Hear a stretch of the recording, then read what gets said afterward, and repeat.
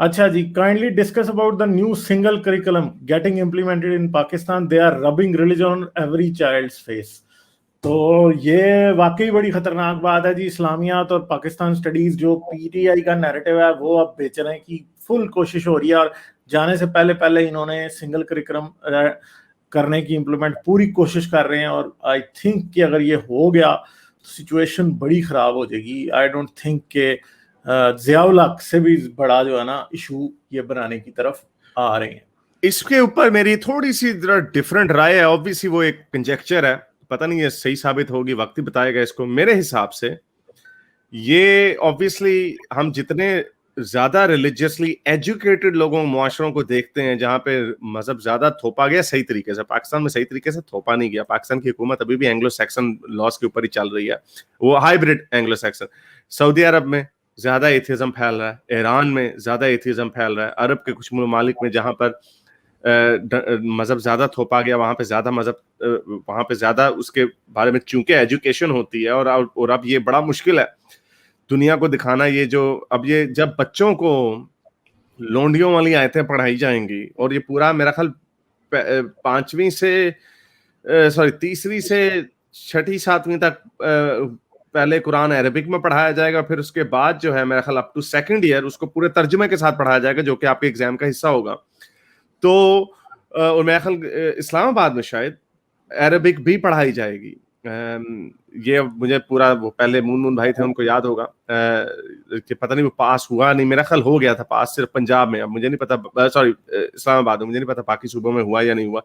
तो उसका नतीजा निकलेगा, उसका नतीजा ये निकलेगा कि लोगों को एजुकेशन ज्यादा मिलेगी। बल्कि एक लिहाज से ये एक एक्सपेरिमेंट है पाकिस्तान के कॉन्टेक्स्ट में, क्योंकि हमें पता है कि सारे, आपको गालिब हम सबको पता है कि 99% पाकिस्तानियों को नहीं पता कि कुरान और हदीसों की किताबों में क्या लिखा हुआ है। आई स्टिल बिलीव कि ये लोग जो हैं ये इस्लाम से बहुत बेहतर है। जब ये सर कटने और ये इस तरह की आयतें, गंदी गंदी हदीसें जब ये पढ़ेंगे, किस मुंह से बीकन हाउस में बच्चे को ये पढ़ाया जाएगा कि रसूल अल्लाह एक दफा गुजर रहे थे, उनको एक लड़की पसंद आई, उन्होंने फौरन जाके अपनी बीवी ज़ैनब के साथ डिंग डोंग कर दिया और बाद में अपने यारों दोस्तों में बैठ के बताया। किस मुंह से ये इस तरह की बातें पढ़ाएंगे? 9 साल की बच्ची, अभी एजुकेशन आ गई। अभी मुफ्ती तारिक मसूद ने एक और वीडियो हम पे चढ़ाई है जिसमें वो मेरी वीडियो का जवाब दे रहे थे कि किस तरह बीवी की पिटाई का हम जैसे मुल्हिदीन लोग मजाक उड़ाते हैं वगैरह वगैरह। तो उन्होंने फिर वो बात पे एम्फसाइज किया कि इसकी तरगीब नहीं दी जा रही, बस इजाजत दी गई है।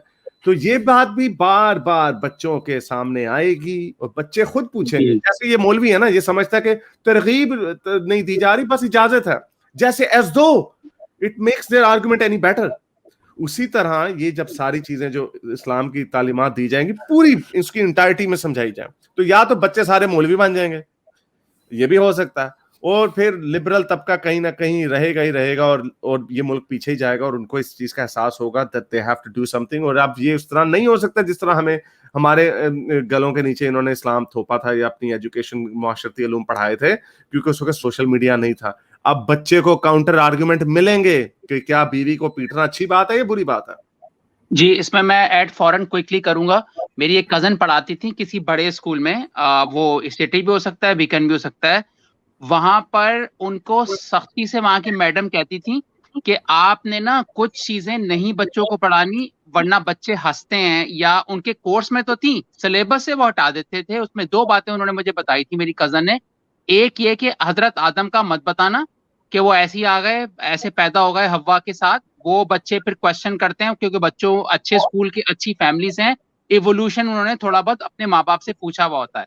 और दूसरा, उन्होंने हजरत मोहम्मद की शादियों का डिस्कस नहीं करना। तो ऑलरेडी स्कूलों में इस बात को कम जिक्र किया जाता है, वरना बच्चे या तो क्वेश्चन करते हैं, हंसने लग जाते हैं। तो यस, ये सब बातें सब आएंगी ना, तो ज्यादा फिर तेजी से इनकरेजमेंट या वो एजुकेशन मिलेगी लोगों को। मैं एक बात इसमें ऐड खुद मैं भी करूंगा, सॉरी, कि जिस तरह हारिस भाई ने बताया कि वहाँ पे सऊदी अरब में लोग एथियस्ट हो रहे हैं, तो वहाँ पे क्योंकि वो डायरेक्टली अरबी में ज़ुबान में वो वहाँ पे बताया जाता है, हर बंदा अरबी को अच्छी तरह समझता है। जबकि हमारे मुल्क में ये बहुत बड़ा प्रॉब्लम है कि हम बड़े आराम से उनका मतलब ट्विस्ट करते चले जाते हैं।